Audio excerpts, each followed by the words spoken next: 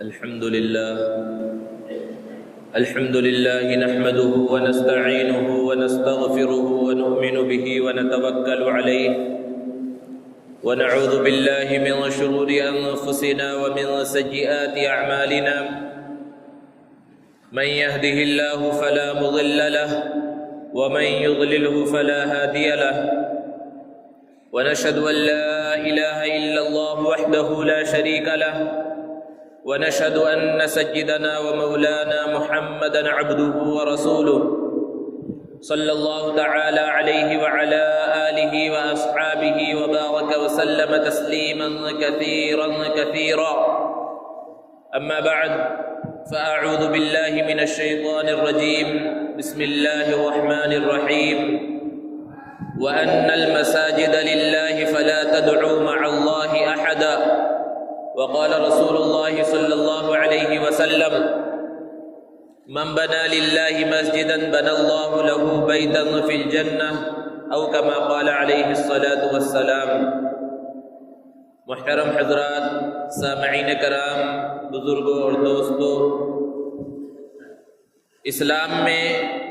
مسجد کو جو مقام اور مرتبہ حاصل ہے ہر مسلمان اس سے اچھی طرح واقف ہے کہ یہ دنیا بھر کے اندر جو بے شمار مساجد موجود ہیں یہ اسلام کا لازمی اور اٹوٹ حصہ ہیں۔ گزشتہ چند مہینوں اور چند سالوں سے ہماری عدالت کی طرف سے کچھ ایسے فیصلے مسلسل آ رہے ہیں جو شریعت مطہرہ سے متصادم ہیں، شریعت اسلامیہ کے خلاف ہے۔ انہی میں سے ابھی حالیہ 27 سپتمبر کو ایک فیصلہ آیا عدالت عظمیٰ کا، جس کے اندر یہ کہا گیا کہ مساجد اسلام کا لازمی حصہ نہیں ہے، یعنی ایک مسلمان کو نماز پڑھنے کے واسطے مسجد ضروری نہیں ہے۔ اس فیصلے کا اثر بہت دور تک پڑنے والا ہے۔ اس فیصلے کی وجہ سے مساجد محفوظ نہیں ہے۔ یہ جو مساجد کی عمارتیں آپ کو نظر آ رہی ہیں یہ بھی عام عمارتوں کی طرح ایک عمارت ہو جائیں گی قانون کی نظر میں، اور کبھی بھی کچھ بھی فیصلہ ان عمارتوں کے خلاف ہو سکتا ہے۔ اس لیے ضرورت اس بات کی ہے کہ پوری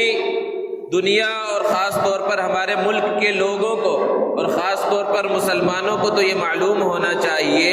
کہ مسجد کا اسلام کے اندر کیا مقام اور مرتبہ ہے۔ اسلامی معاشرے کا تصور مسجد کے بغیر ممکن ہی نہیں ہے، یہ بالکل لازمی حصہ ہے۔ یہ الگ بات ہے کہ نبی کریم صلی اللہ علیہ وسلم کی خصوصیت ہے، اس امت کی ایک خصوصیت ہے۔ پیارے آقا صلی اللہ علیہ وسلم نے ارشاد فرمایا کہ میرے واسطے پوری زمین کو پاک بنایا گیا ہے، مسجد بنایا گیا، یعنی ایک مسلمان جہاں نماز پڑھنے لگے اس کے لیے نماز پڑھنا درست ہے۔ یہ اسلام کی خصوصیت ہے کہ وہ جہاں چاہے، بس شرط یہ ہے کہ وہ زمین پاک ہو، وہاں وہ نماز ادا کرے گا تو نماز ہو جائے گی۔ اسی بات کو سامنے رکھ کر، انہی احادیث کو سامنے رکھ کر عدالت یہ کہتی ہے کہ خود اسلام یہ کہتا ہے کہ شریعت کے اندر مسلمانوں کے واسطے مسجد ضروری نہیں ہے۔ یہ غلط فہمی ہے، اس حدیث کو سمجھنے کے اندر غلطی ان سے ہو رہی ہے۔ یہ ضرور ہے کہ مسلمان جہاں پر اپنا مصلی بچھا لے، جہاں پر وہ نماز ادا کر لے، آسمان کے نیچے، زمین کے اوپر، وہ اس کی نماز ہو جائے گی، لیکن مسجد کا ایک اپنا مقام، اپنا مرتبہ ہے۔ پیارے آقا صلی اللہ علیہ وسلم نے ارشاد فرمایا الصلاۃ عماد الدین، کہ نماز دین کا ستون ہے، نماز دین کی بنیاد ہے، اور قیامت کے دن اول ما یحاسب یوم القیامت الصلاۃ، قیامت کے دن سب سے پہلے نماز کے بارے میں سوال کیا جائے گا۔ اگر نماز صحیح نکلی دوسرے اعمال صحیح نکلیں گے، نماز میں خرابی دوسرے اعمال بھی خراب نکلیں گے۔ اور نماز مردوں کی وہی مقبول ہے جو مسجد میں آ کر جماعت کے ساتھ ادا کی جائے۔ اسی لیے فقہاء اور علماء بیان فرماتے ہیں کہ ہر مسلمان کے واسطے جو صحت مند ہے، مسجد میں آنے کی قدرت رکھتا ہے، اس کے لیے مسجد میں آ کر جماعت سے نماز پڑھنا ضروری ہے، گویا کہ فرض عین ہے۔ اگر مسجد قریب میں ہے، مسجد کے اذان کی آواز گھر تک پہنچتی ہے اور اس کے باوجود وہ مسجد کے اندر آ کر نماز ادا نہیں کرتا، اس کی نماز کامل نہیں ہے، اس کی نماز ناقص رہ جاتی ہے۔ نبی کریم صلی اللہ علیہ وسلم نے ارشاد فرمایا کہ سب سے بڑا نفاق یہ ہے کہ مسجد کے مؤذن کی آواز اس کے گھر تک پہنچے، اس کے کانوں تک پہنچے اور وہ مسجد میں آ کر نماز ادا نہ کرے، یہ سب سے بڑا نفاق ہے۔ ایک نابینا صحابی اللہ کے رسول صلی اللہ علیہ وسلم کے پاس آئے اور عرض کیا، اللہ کے رسول، میرا کوئی قائد نہیں ہے، یعنی کوئی ایسا شخص نہیں ہے جو میرا ہاتھ پکڑ کر مجھے مسجد تک پہنچا سکے، تو کیا نماز کا وقت ہونے کے بعد میں اپنے گھر پر نماز ادا کر سکتا ہوں؟ کیونکہ میرے ساتھ عذر ہے، میں اکیلے مسجد تک پہنچ نہیں سکتا، مجھے دکھائی نہیں دیتا۔ اللہ کے رسول صلی اللہ علیہ وسلم نے ارشاد فرمایا، ہاں تمہیں اجازت ہے۔ جب وہ صحابی واپس جانے لگے، کچھ دور چلے گئے، تو پھر بلایا اللہ کے رسول صلی اللہ علیہ وسلم نے اور پوچھا کہ مسجد کے اذان کی آواز تمہارے کانوں تک پہنچتی ہے، تمہارے گھر تک پہنچتی ہے، تم سنتے ہو؟ تو انہوں نے جواب دیا، اللہ کے رسول، مسجد کے اندر جو اذان ہوتی ہے اس کی آواز میں سنتا ہوں۔ تو آپ صلی اللہ علیہ وسلم نے ارشاد فرمایا، پھر تمہارے لیے ضروری ہے کہ تم مسجد میں آ کر نماز ادا کرو۔ ذرا تصور کیجئے، سوچئے، غور کیجئے کہ ایک نابینا کو بھی اللہ کے رسول صلی اللہ علیہ وسلم نے اس بات کی اجازت نہیں دی کہ مسجد قریب ہو اور مسجد کی اذان کی آواز اس کے کانوں تک پہنچ رہی ہو اور وہ اپنے گھر کے اندر نماز ادا کر لے، مسجد میں آ کر نماز ادا نہ کرے۔ اس سے مسجد کا مقام و مرتبہ اور مسجد کی اہمیت کا پتہ چلتا ہے۔ اللہ کے رسول صلی اللہ علیہ وسلم کی جب سیرت کا ہم مطالعہ کرتے ہیں تو بارہا پڑھتے ہیں آپ رحمت للعالمین ہیں۔ آپ صلی اللہ علیہ وسلم عام طور پر کبھی کسی کو بد دعا نہیں دیتے تھے، کسی پر غصہ نہیں ہوتے تھے، لیکن ایک مرتبہ اللہ کے رسول صلی اللہ علیہ وسلم نے ارشاد فرمایا کہ میرا دل چاہتا ہے کہ میں کسی کو نماز کے واسطے آگے بڑھاؤں اور پھر میں ان لوگوں کے گھروں کے پاس جاؤں کہ نماز کا وقت ہو گیا ہے اور مسجد میں آ کر نماز پڑھنے کے بجائے اپنے گھروں کے اندر نماز پڑھ لیتے ہیں، ان کے گھروں کو آگ لگا ڈالو، ان کے گھروں کو جلا دو۔ یہ ان لوگوں کے بارے میں کہا جو نماز پڑھتے ہیں، مسجد میں آ کر نماز نہیں پڑھتے، گھروں میں پڑھ لیتے ہیں۔ تو جو لوگ نماز ہی نہیں پڑھتے ان کا کیا انجام ہوگا، اور ان کے بارے میں اللہ کے رسول صلی اللہ علیہ وسلم کے کیا فرامین ہیں، اس کا اندازہ اور تصور کیا جا سکتا ہے۔ اللہ کے رسول صلی اللہ علیہ وسلم نے جب ہجرت کا سفر کیا، قباء کے مقام پر پہنچے، 14 دن وہاں پر قیام رہا۔ وہاں سب سے پہلے اللہ کے رسول صلی اللہ علیہ وسلم نے مسجد کی تعمیر کی۔ وہ اسلام کی سب سے پہلی مسجد کا وجود وہاں پر ہوا، جس کے بارے میں اللہ نے ارشاد فرمایا، لَمَسْجِدٌ أُسِّسَ عَلَى التَّقْوَى، یہ ایسی مسجد ہے جس کی بنیاد تقوی پر رکھی گئی ہے، اور وہ مسجد قباء ہے۔ سب سے پہلے اس مسجد کو تعمیر کیا گیا، اور اس کی تعمیر کا حال کیا ہے، منظر کیا ہے کہ صحابہ اور اللہ کے رسول صلی اللہ علیہ وسلم خود اپنے ہاتھوں سے اس مسجد کو تعمیر فرما رہے ہیں۔ اور پھر قباء سے چل کر مدینہ المنورہ پہنچے، حضرت ابو ایوب انصاری رضی اللہ تعالی عنہ کے گھر پر آپ کا قیام ہوا۔ ان کے گھر کے سامنے کی جو جگہ تھی اللہ کے رسول صلی اللہ علیہ وسلم کو پسند آئی۔ آپ صلی اللہ علیہ وسلم نے پوچھا یہ کس کی جگہ ہے؟ بتلایا گیا 2 یتیم بچوں سہل اور سہیل کی یہ جگہ ہے۔ آپ صلی اللہ علیہ وسلم نے اس خواہش کا اظہار کیا، میں چاہتا ہوں یہاں پر مسجد بنے۔ وہ دونوں یتیم بچے اپنی زمین کو بغیر کسی قیمت دینے کے واسطے تیار ہو گئے اللہ کے رسول صلی اللہ علیہ وسلم کو، لیکن اللہ کے رسول صلی اللہ علیہ وسلم نے اس زمین کی قیمت ادا کی اور سب سے پہلے وہاں پر مسجد کی تعمیر ہوئی۔ یہ مسلمانوں کی خصوصیت ہے کہ وہ جس علاقے میں گئے، جہاں پر پہنچے، انہوں نے اپنا گھر بنایا ہو نہ بنایا ہو، اپنے واسطے جائیداد بنائی ہو یا نہ بنائی ہو، لیکن وہاں پہنچ کر انہوں نے اللہ کا گھر ضرور بنایا۔ صحابہ مہاجرین جو مدینہ المنورہ پہنچے ہیں، نہتے ہیں، خالی ہاتھ ہیں، گھر بھی نہیں ہے، کچھ بھی نہیں ہے، لیکن انہوں نے پہلے اپنے گھر کو بنانے کی فکر نہیں کی۔ پہلی فکر جو کی گئی وہ مسجد کے بنانے کی، اور مسجد کی تعمیر ہو رہی ہے اس انداز میں کہ کھجور کے جو تنے ہیں اس کو ستون کی شکل میں بنایا گیا، استعمال کیا گیا، اور کھجور کی چھالوں کو اور اس کے پتوں کو چھت کے طور پر استعمال کیا گیا۔ اللہ کے رسول صلی اللہ علیہ وسلم بنفس نفیس اس مسجد کی تعمیر میں شریک ہیں۔ بعض روایتوں سے پتہ چلتا ہے کہ اینٹیں اللہ کے رسول صلی اللہ علیہ وسلم اٹھا رہے ہیں۔ صحابہ نے بیان کیا کہ اللہ کے رسول صلی اللہ علیہ وسلم کی سینے تک اینٹیں ہیں، یعنی اس طرح اٹھا رہے ہیں جو آپ کے سینے مبارک تک اینٹیں پہنچ رہی ہیں۔ صحابہ نے عرض کیا اللہ کے رسول آپ تشریف رکھیے، ہم مسجد کی تعمیر کرتے ہیں۔ آپ صلی اللہ علیہ وسلم نے کہا کہ اگر طاقت کی بات ہے اور قوت کی بات ہے تو تم سے زیادہ قوت اور طاقت میرے پاس ہے، اور جہاں تک اجر کی بات ہے کہ اگر تم اجر حاصل کرنا چاہتے ہو تو اجر میں بھی حاصل کرنا چاہتا ہوں۔ اور اس انداز میں اللہ کے رسول صلی اللہ علیہ وسلم نے صحابہ کرام کے ساتھ مل کر اس مسجد کو تعمیر کیا۔ کسی بھی چیز کی اہمیت کو اگر معلوم کرنا ہے تو یہ دیکھا جائے کہ اس چیز کی نسبت کس کی طرف ہے۔ اللہ رب العزت میں قرآن مجید کے اندر مسجد کی نسبت اپنی طرف فرمائی اور ارشاد فرمایا وَأَنَّ الْمَسَاجِدَ لِلَّهِ، یہ دنیا کے اندر جتنی بھی مسجدیں ہیں یہ سب اللہ کی ہے۔ دنیا میں چاہے جس نے بنایا ہو کوئی مسجد کا مالک نہیں ہوتا، مسجد کا مالک اللہ ہے، یہ اللہ کا گھر ہے۔ یہ مساجد بیوت اللہ ہے، شعائر اللہ ہے، یہ مسلمانوں کی پہچان ہے، اسلام کا شعار ہے، اور ان مساجد کی وجہ سے مسلمانوں کے درمیان اتحاد اور اتفاق پیدا ہوتا ہے، مساجد کی وجہ سے خیر و برکت کا نزول ہوتا ہے، اور جہاں مساجد نہیں ہوتی وہاں لڑائیاں ہوتی ہیں، اختلافات ہوتے ہیں، اور مساجد کے نہ ہونے کی وجہ سے رحمتیں اور برکتیں نازل نہیں ہوتی۔ ایک روایت کے اندر ہے اللہ کے رسول صلی اللہ علیہ وسلم نے ارشاد فرمایا کہ جب قیامت قائم ہوگی، حشر کا میدان ہوگا، اولین اور آخرین کا اجتماع ہوگا، اور اس سے پہلے جب سور پھونکا جا چکا ہوگا اور ساری کائنات زمین اور آسمان سب کچھ تباہ ہو چکے ہوں گے، تو اللہ رب العزت یہ مسجدوں کی جو جگہیں ہیں، چاہے جتنی مسجدیں کروڑوں اور اربوں کی تعداد میں پوری دنیا کے اندر ہے، ان کی زمین کو، اصل زمین کو اللہ رب العزت تباہ نہیں کریں گے۔ کعبۃ اللہ کی جو زمین ہے، مسجد حرام کی جو زمین ہے، اس زمین کے ساتھ اس ساری زمین کو ملا دیا جائے گا اور میدان حشر کے اندر اس زمین کو رکھ دیا جائے گا۔ یہ بعض روایتوں سے پتہ چلتا ہے۔ بعض روایتوں کے اندر ہے کہ اس کائنات کا جو وجود ہوا، اس زمین کو جو پیدا کیا گیا، گویا کہ اس کا آغاز بھی مسجد کے ذریعے ہی ہوا۔ اللہ رب العزت نے قرآن مجید کے اندر ارشاد فرمایا ان اول بیت وضع للناس للذی ببکۃ مبارکہ،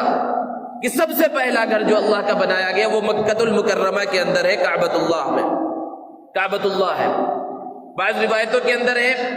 کہ پہلے پوری زمین کے اوپر پانی کی شکل تھی، اور جس جگہ پر کعبۃ اللہ موجود ہے وہاں پانی کے بلبلے کی ایک شکل تھی، وہیں سے اللہ رب العزت نے پوری زمین کو پھیلا دیا۔ تو گویا کہ اس زمین کا آغاز، اس کائنات کا وجود بھی جو ہوا ہے وہ اللہ کے گھر کے ذریعے اس کا آغاز ہوا، مسجد کے ذریعے اس کا آغاز ہوا ہے۔ اس سے مسجد کی اہمیت کا، مسجد کی عظمت کا پتہ چلتا ہے۔ مفتی تقی عثمانی صاحب دامت برکاتہم نے ایک واقعہ بیان فرمایا کہ وہ افریقہ کے ایک شہر کیپ ٹاؤن کے اندر گئے، مشہور شہر ہے افریقہ کا۔ وہاں پر مسلمانوں کی ایک بہت بڑی تعداد موجود ہے، لیکن وہاں جو مسلمان آباد ہیں وہاں کے مقامی نہیں ہیں، بلکہ وہ اصلاً ملیشیا کے لوگ ہیں کہ ایک زمانے میں برطانیہ کی وہاں پر حکومت تھی۔ جس طرح ہندوستان کے اوپر انہوں نے قبضہ کیا تھا، اسی طرح بہت سے ممالک پر قبضہ کیا تھا، وہاں کے لوگوں کو اپنا ذہنی اور جسمانی غلام بنا لیا تھا۔ تو اسی طرح ملیشیا کے اوپر بھی انہوں نے قبضہ کیا تھا، اور وہاں کے بہت سے لوگوں کو انہوں نے قید کیا، ان کے ہاتھوں میں ہتھکڑیاں ڈال کر اور پیروں میں بیڑیاں ڈال کر ان کو قید کر کے جنوبی افریقہ کے شہر کیپ ٹاؤن لے کر چلے گئے، اور وہاں پر دن بھر ہاتھوں میں ہتھکڑیاں ڈال کر، پیروں میں بیڑیاں اور زنجیریں ڈال کر ان سے مزدوری کرائی جاتی، دوسرے کام کرائے جاتے، اور جب شام ہوتی تو ان کے زنجیروں کو کھول دیا جاتا کہ کھانے پینے سے فارغ ہو جائے اور آرام کر لے۔ مفتی صاحب بیان فرماتے ہیں کہ جب ان کی زنجیریں اور ان کی بیڑیاں اور ان کی ہتھکڑیاں کھولی جاتی کھانے پینے کے واسطے، تو وہ کھانے پینے سے فارغ ہونے کے بعد ایک پہاڑی کے پیچھے چلے جاتے، اور صبح سے لے کر شام تک جتنی نمازیں ان کی قضا ہوئی وہ سب کے سب وہ لوگ ایک جگہ پر کھڑے ہو کر جماعت کے ساتھ اس کی قضا کرتے، ان نمازوں کو ادا کرتے۔ اسی زمانے میں جنوبی افریقہ کے اس شہر پر ایک دوسری قوم نے، ڈچ قوم نے حملہ کر دیا۔ جب انگریزوں کو پتہ چلا تو انہوں نے خود مقابلہ کرنے کے بجائے ان مسلمانوں کو آگے کرنا چاہا کہ تم ان سے مقابلہ کرو، کیونکہ وہ مزدوری کراتے تھے ہی، اب یہاں پر فوج کا کام لینا چاہا۔ تو مسلمانوں نے ان سے کہا کہ تم ہمارے اوپر حکمراں رہو یا وہ قوم حکمراں رہے، اگر وہ جیت جائے گی تو وہ حاکم بن جائے گی، لیکن ہماری زندگیوں پر تو کوئی اثر نہیں پڑے گا۔ آج بھی ہم غلام ہیں، کل ان کے غلام بن جائیں گے، ہم کیوں لڑیں، ہم کیوں اپنی جان کو جوخم میں ڈالیں؟ تو انہوں نے کہا کہ تمہاری جو بھی شرط ہو ہم اس شرط کو ماننے کے واسطے تیار ہیں۔ تو تاریخ کے اندر موجود ہے کہ انہوں نے جو شرط پیش کی وہ اپنے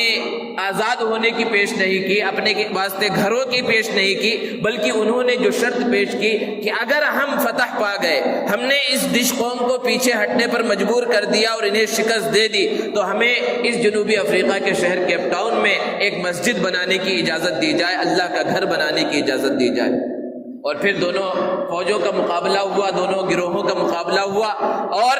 اس قوم کو یہاں پر فتح حاصل ہوئی، اور انگریز نے اپنے وعدے کے مطابق انہیں مسجد بنانے کی اجازت دی، لیکن کوئی وسائل موجود نہیں ہے، اور اس شہر کے اندر پہلی مسجد بن رہی ہے تو اس حال میں بن رہی ہے کہ ان کے پاس قبلہ رخ معلوم کرنے کا آلہ بھی نہیں ہے۔ انہوں نے اندازے سے مسجد کو بنایا، وہ کچھ ڈگری ٹیڑھی رہ گئی تھی۔ آج جو لوگ جنوبی افریقہ کے شہر جاتے ہیں اور اس مسجد کو دیکھتے ہیں جو اس شہر میں پہلی مرتبہ بنائی گئی تھی، تو وہاں پر آج بھی اس مسجد میں صفیں ٹیڑھی کر کے بنائی جاتی ہے اور اس نشانی کو ابھی بھی باقی رکھا گیا ہے۔ یہ مسلمانوں کی خصوصیت ہے، مساجد کے ساتھ ان کا اس طرح گہرا تعلق اور لگاؤ ہے۔ اور مساجد کے اندر جو لوگ آتے ہیں، نبی کریم صلی اللہ علیہ وسلم نے ان کے بھی فضائل کو بیان فرمایا۔ پیارے آقا صلی اللہ علیہ وسلم نے ارشاد فرمایا کہ جو مسجد کی طرف جماعت کے ساتھ نماز ادا کرنے کے واسطے چلتا ہے تو ایک ایک قدم پر اللہ رب العزت اس کے ایک ایک گناہ کو معاف فرماتے ہیں، ایک ایک نیکی عطا فرماتے ہیں، اس کے ایک ایک درجے کو بلند فرماتے ہیں۔ اور ایک حدیث میں اللہ کے رسول صلی اللہ علیہ وسلم نے ارشاد فرمایا کہ جو صبح کے وقت مسجد کی طرف چلتا ہے تو اللہ رب العزت جنت میں اس کے واسطے دسترخوان سجاتے ہیں، اور جو شام میں مسجد کی طرف چلتا ہے اللہ رب العزت جنت میں اس کے واسطے دسترخوان سجاتے ہیں۔ اور جو مسجد کے اندر آتا ہے نماز پڑھنے کے واسطے اور پھر مسجد سے اپنے گھر یا اپنے کاروبار اور ملازمت کی جگہ پر چلے جاتا ہے اور اس کا دل مسجد کے اندر اٹکا رہتا ہے، مطلب یہ کہ فکر رہتی ہے کہ کب پھر مؤذن کا بلاوا آئے، کب اللہ کی طرف سے بلاوا آئے اور پھر میں مسجد میں چلا جاؤں، اس کے واسطے اللہ کے رسول صلی اللہ علیہ وسلم نے فضائل کو بیان فرمایا۔ ایک حدیث میں ارشاد فرمایا کہ 7 لوگ ایسے ہیں جو قیامت کے دن عرش کے سائے میں ہوں گے، اور اس دن عرش کے سائے کے علاوہ کوئی سایہ نہیں ہوگا۔ اس میں سے ایک شخص وہ بھی ہے جس کا دل مسجد کے اندر اٹکا رہے، مسجد کی فکر لگی رہے کہ کب اللہ کی طرف سے بلاوا آئے، حی علی الصلاح حی علی الفلاح، اور میں مسجد کے اندر چلے جاؤں۔ تو یہ فضائل اللہ کے رسول صلی اللہ علیہ وسلم نے بیان فرمائے۔ صحابہ کرام رضوان اللہ تعالی علیہم اجمعین کا کتنا تعلق تھا مسجد سے، اور مسجد کے اندر پہنچنے سے اگر ہم سیرت کا مطالعہ کریں اور صحابہ کے واقعات کو پڑھیں تو پتہ چلے گا کہ کس طرح فکر اور لگن رہتی تھی مسجد پہنچنے کی۔ جس طرح ایک مسلمان کے دوسرے مسلمان پر کچھ حقوق ہوتے ہیں، شوہر کے بیوی پر، بیوی کے شوہر پر، والدین کے اولاد پر، اور اولاد پر والدین کے حقوق ہوتے ہیں، اسی طرح یہ مساجد جو اللہ کی ملکیت میں ہے اور شعائر اللہ ہے، بیوت اللہ ہے، ان کے بھی کچھ حقوق مسلمانوں پر ہے، اہل ایمان کے اوپر ہے۔ ان حقوق کو جو مسلمان ادا کرتا ہے اللہ رب العزت کی نظر میں اس کا مقام و مرتبہ بڑھ جاتا ہے، اور جو مساجد کے حقوق کو ادا نہیں کرتا، مساجد کی بے احترامی اور اس کی پامالی کرتا ہے، تو پھر دنیا کے اندر بھی بہت سے ایسے ہیں جو سزا بھگت چکے ہوتے ہیں مسجد کی بے احترامی کرنے کی اور مسجد کے اندر فساد برپا کرنے کی وجہ سے وہ اپنی زندگیوں کے اندر اس کا مزہ چکھ لیتے ہیں۔ مسجد کا سب سے پہلا حق یہ ہے کہ مسجد کا احترام کیا جائے۔ مسجد کے احترام کے اندر بہت سی چیزیں شامل ہیں۔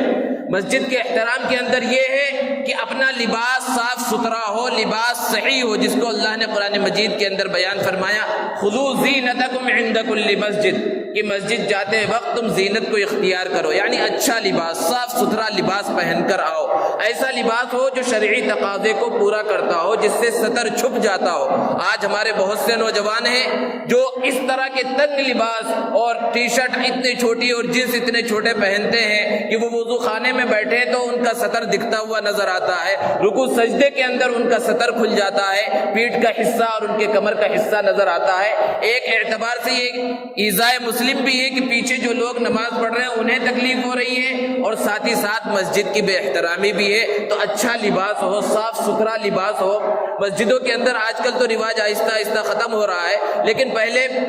چٹائی کی ٹوپیاں، وہ چیز جس کو چٹائی کے طور پر استعمال کیا جاتا ہے، اسی ٹوپیاں مسجد کے اندر رکھی ہوئی رہتی ہیں، اور ایک آدمی آتا ہے اور ان چٹائی کی ٹوپیوں کو جو پیروں میں آنے والی چیز ہے اس کو اپنے سر پر رکھ کر نماز ادا کرنے لگتا ہے۔ ہم سوچیں اللہ کے سامنے ہم پیش ہو رہے ہیں، اللہ کے دربار میں آئے ہیں، اللہ سے راز و نیاز کی باتیں ہمیں کرنا ہے، ہم اپنے کسی دوست کی، کسی عزیز کی شادی کے اندر وہ ٹوپی پہن کر جا سکتے ہیں؟ اس لباس کو پہن کر جانا گوارا کریں گے؟ کبھی گوارا نہیں کریں گے۔ اور اللہ کے سامنے آ رہے ہیں، اللہ کے دربار میں اس لباس کو پہن کر کھڑے ہو رہے ہیں، یہ مسجد کی بے احترامی نہیں ہے، اللہ کی شان میں گستاخی نہیں ہے؟ تو اس چیز کا خیال کرنا کہ سب سے پہلا حق مسجد کا احترام ہے۔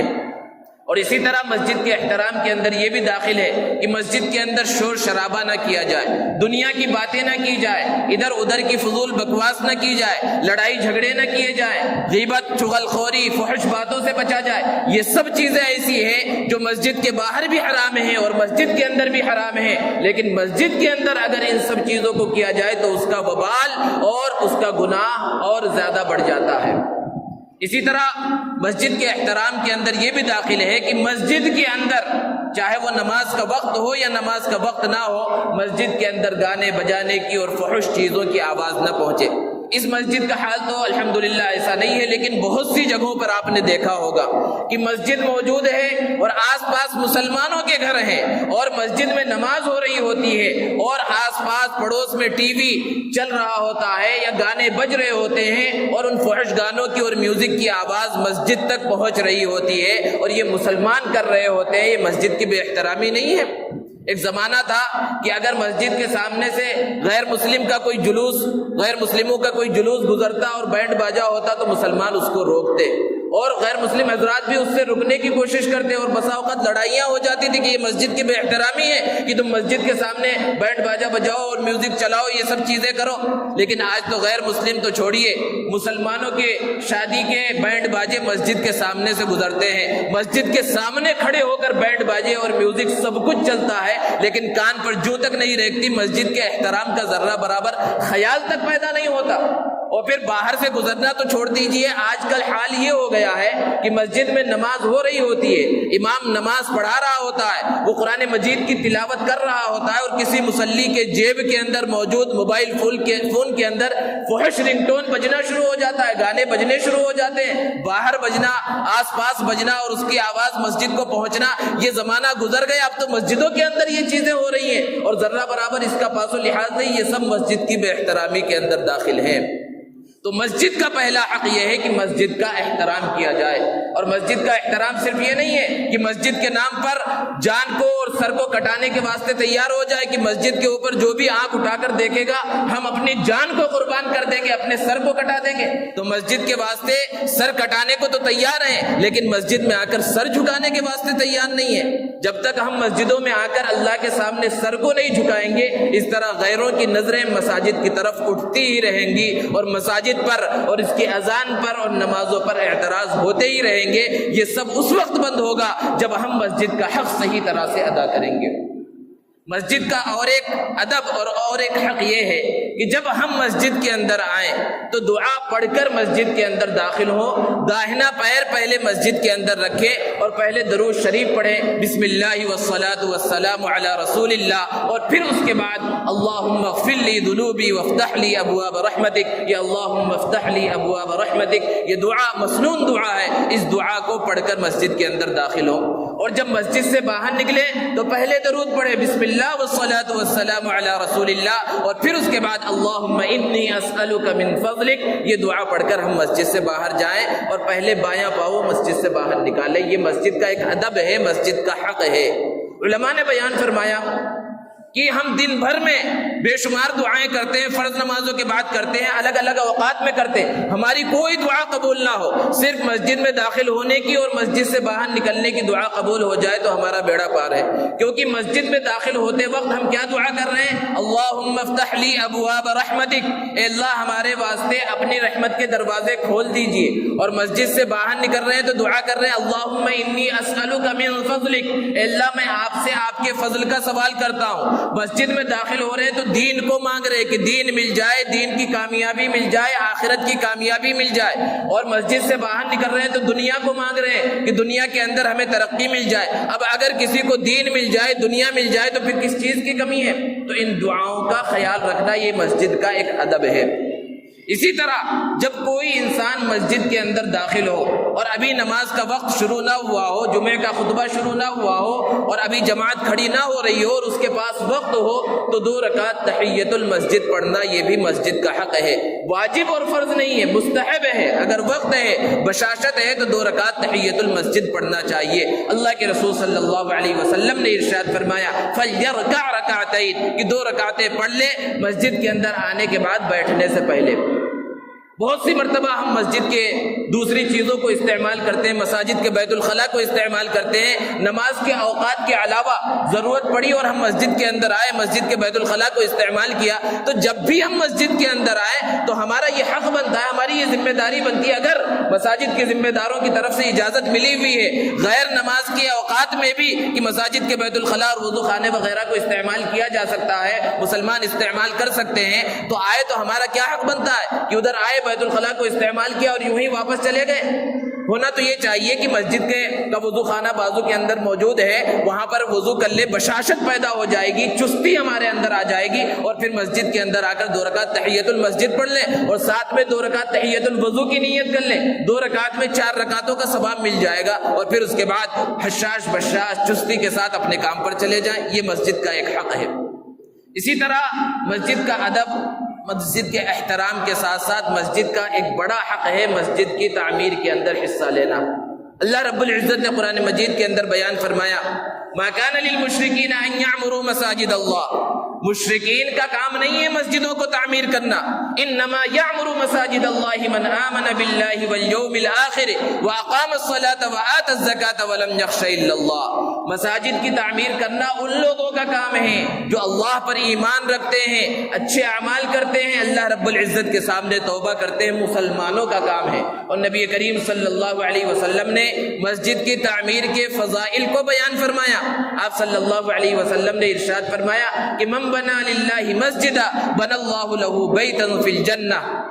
کہ جو اللہ رب العزت کی رضا کی خاطر مسجد کو تعمیر کرے گا، سب سے بنیادی شرط ہے کہ اللہ کو راضی کرنا مقصود ہو، دنیا کو دکھانا کہ ہمارے نام کی تختی لگے گی اور دنیا کے لوگوں سے واہ واہی بٹورنا، شاباشی کے واسطے مسجد بنانا، تو پھر ہر عمل کی یہ بات ہے کہ اگر اس کے اندر اخلاص نہ ہو اور دنیا کے لوگوں کے لیے کیا گیا ہو، ریاکاری کے واسطے کیا گیا ہو، تو اس کا کوئی درجہ نہیں ہے۔ تو خالص اللہ رب العزت کی رضا کے واسطے جو مسجد کی تعمیر کرتا ہے، اللہ رب العزت جنت کے اندر اس کے واسطے گھر بنائیں گے۔ اب اللہ رب العزت جنت میں جو گھر بنائیں گے کس طرح بنائیں گے؟ اپنی شان کے مطابق بنائیں گے، اس کا تو تصور ہی نہیں کیا جا سکتا، نہ کسی انسان کی آنکھ نے اس کو دیکھا اور نہ کسی ذہن کے اندر اس کا تصور آ سکتا ہے کہ وہ کتنا خوبصورت، کتنا عالیشان اور کتنا آرام دہ گھر بنائیں گے اللہ تعالیٰ۔ ہر زمانے میں مسلمانوں نے اس زمانے کے لحاظ سے مساجد کو تعمیر کیا۔ اللہ کے رسول صلی اللہ علیہ وسلم اور صحابہ نے مسجد قباء کی اور مسجد نبوی کی تعمیر کی، اور جب زمانہ آگے بڑھا، حضرت عثمان غنی رضی اللہ تعالی عنہ کا دور خلافت آیا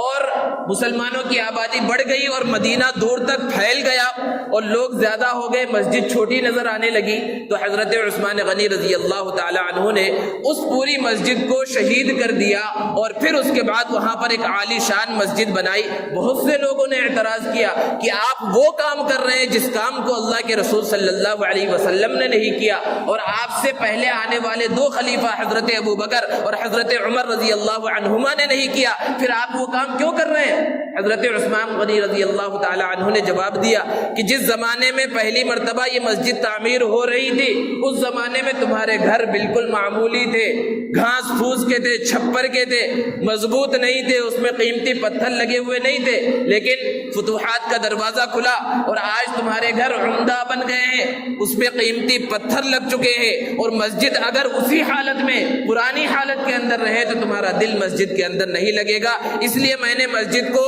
کشادہ بھی کیا، مسجد کو خوبصورت بھی بنایا۔ وادی عقیق سے انہوں نے پتھر منگوائے اور ستون کی جگہ پر جہاں پہلے کھجور کی تنیں استعمال کی گئی تھی وہاں پر قیمتی اور منقش پتھروں کو استعمال کیا گیا اور چھت بنائی گئی اور خوبصورت مسجد حضرت عثمان غنی رضی اللہ تعالی عنہ نے بنائی۔ اور اس زمانے میں جو صحابہ موجود تھے، تابعین موجود تھے، انہوں نے اس کی تعمیر میں حصہ لیا۔ تو مسجد کی تعمیر میں حصہ لینے کی تو ایک شکل یہی ہے کہ خود سے مسجد تعمیر کرنا، لیکن اب زمانہ بہت ترقی کر چکا ہے، فن تعمیر اتنا آسان نہیں رہا کہ ایک اینٹ پر دوسری اینٹ رکھ دی جائے اور اینٹیں رکھتے چلے جائیں اور ایک عمارت تعمیر ہو جائے۔ آج اس کے واسطے ماہروں کی ضرورت ہے، انجینئر کی ضرورت ہے، اور اس کے واسطے ماہر مستری کی ضرورت پڑتی ہے، اتنا آسان نہیں رہا۔ تو پھر مسجد کو تعمیر کس طرح کیا جائے؟ علماء نے بیان فرمایا کہ اگر کہیں پر مسجد تعمیر ہو رہی ہو تو ہم خود یہاں پر دیوار تو اٹھا نہیں سکتے، چھت تو ڈال نہیں سکتے، لیکن مسجد کے اندر اللہ کے رسول صلی اللہ علیہ وسلم اور صحابہ کی سنت کو پورا کرنے کے واسطے ایک جگہ سے کچھ دوسری جگہ پر اینٹیں پہنچانا ہو تو ہم چند اینٹیں وہاں سے وہاں پہنچا دیں، ایک جگہ سے ریتی وغیرہ سیمنٹ وغیرہ دوسری جگہ رکھنا تو کچھ وہاں پر خدمت کر دے تاکہ اللہ کے رسول صلی اللہ علیہ وسلم کی سنت پوری ہو جائے۔ اور اصل حصہ لینا ہے اپنے مال کے ذریعے کہ جتنا ہو سکے۔ اگر کوئی آدمی پوری مسجد اپنے خرچے سے بنا رہا ہے بہت اچھی بات ہے، لیکن اگر اتنی استطاعت اللہ رب العزت نے نہیں دی، اپنی استطاعت کے مطابق جتنا بھی مسجد کی تعمیر کے اندر انسان حصہ لے گا اللہ رب العزت اپنی شان کے مطابق اسے عطا فرمائیں گے۔ تعمیر یہ عربی زبان کا لفظ ہے جس کے معنی ہے اصل آباد کرنا، کہ پہلے یہاں پر مسجد نہیں تھی، کچھ اللہ کے بندوں نے مسجد بنائی، پھر وہ مسجد چھوٹی محسوس ہونے لگی تو اس کو شہید کر کے یہ عالی شان اور بڑی مسجد بنائی گئی۔ جن جن لوگوں نے جس طرح بھی اس کے اندر حصہ لیا اللہ رب العزت اپنی شان کے مطابق انہیں بہت بڑا اجر و ثواب عطا فرمائے گا جس کا تصور نہیں کیا جا سکتا۔ لیکن کیا صرف عمارت کو بنا دینا اور مسجد کو بنا دینا اور خوبصورت بنا دینا اور اس کے گنبد اور مینار بن گئے صرف اتنا ہی کافی ہے؟ اصل چیز تو مسجد کی آبادی ہے نمازوں کے ذریعے۔ اصل چیز یہ ہے کہ اگر ہم نے نمازوں کے ذریعے مسجد کو آباد نہ کیا تو گویا کہ مسجد تعمیر ہی نہیں ہوئی، مسجد آباد ہی نہیں ہوئی۔ اور کس طرح آباد ہو مسجد؟ جس طرح ابھی مجمع نظر آ رہا ہے، یہ مجمع ہر نماز کے اندر نظر آئے۔ یہ سارے تو مسلمان ہیں، اسی بستی کے لوگ ہیں، آس پاس ہی رہنے والے ہیں، یہ دوسری نمازوں میں نظر کیوں نہیں آتے؟ کیا دوسری نمازوں کے واسطے یہ مسجد نہیں بنائی گئی؟ عیدین کے واسطے ہی صرف مسجدیں ہیں اور عیدگاہ ہیں، اور صرف جمعہ کی نماز کے واسطے یہ مسجدیں بنائی گئی ہیں؟ اتنا بڑا مجمع ہے، مساجد کے ساتھ ان کا کتنا گہرا تعلق ہونا چاہیے۔ اللہ رب العزت نے صحابہ کی صفت کو بیان فرمایا، رجال لا تلہیہم تجارۃ ولا بیع عن ذکر اللہ۔ صحابہ بیان فرماتے ہیں کہ مدینے کے بازار میں ہم رہتے تھے، اذان کی آواز آتی تھی، سب کاروبار چھوڑ کر تجارت چھوڑ کر وہ سیدھا مسجد کی طرف روانہ ہو جاتے تھے۔ یہ کب تھا؟ جب ان کے دل کے اندر مسجد کے حقوق کو ادا کرنے کی فکر تھی، اللہ رب العزت کو راضی کرنے کی فکر تھی، نماز کی اہمیت ان کے دلوں کے اندر تھی۔ آج ہمارے دل سے نماز کی اہمیت ختم ہو گئی، نماز کا کیا مقام و مرتبہ ہے وہ ختم ہو گیا، تو پھر حال یہ ہو گیا ہے کہ مسجد تو بنا لی شب بھر میں، ایمان کی حرارت والوں نے، من اپنا پرانا پاپی تھا برسوں میں نمازی بن نہ سکا۔ اور پھر حال یہ ہے کہ مختلف لوگوں کی انگلیاں مساجد کی طرف اٹھ رہی ہیں کہ یہ مساجد ضروری نہیں ہے، مسلمانوں کے واسطے ضروری نہیں ہے، اور مختلف جگہوں پر تو اذان پر بھی آوازیں اٹھ رہی ہے۔ ہو سکتا ہے اس کے بارے میں بھی کچھ فیصلے آ جائیں کہ مسلمان نماز فجر کی اذان سن کر جب نماز پڑھنے جاتے ہی نہیں ہیں تو خامخواہ اذان دی کیوں جاتی ہے؟ اس طرح کی باتیں کہی جا رہی ہیں۔ ایسے حالات میں ہر مسلمان کو سوچنے کی ضرورت ہے کہ اس کی ذمہ داری کیا ہے۔ سب سے بڑی ذمہ داری ہے کہ جب مؤذن کی آواز کان میں پہنچے، حی علی الصلاۃ حی علی الفلاح، سب کام چھوڑ کر پہلے اللہ کے حکم کو پورا کرنے کے واسطے آ جائے۔ قسم خدا کی قرآن پر ہاتھ رکھ کر کہا جا سکتا ہے، قسم بھی اگر کوئی کھا لے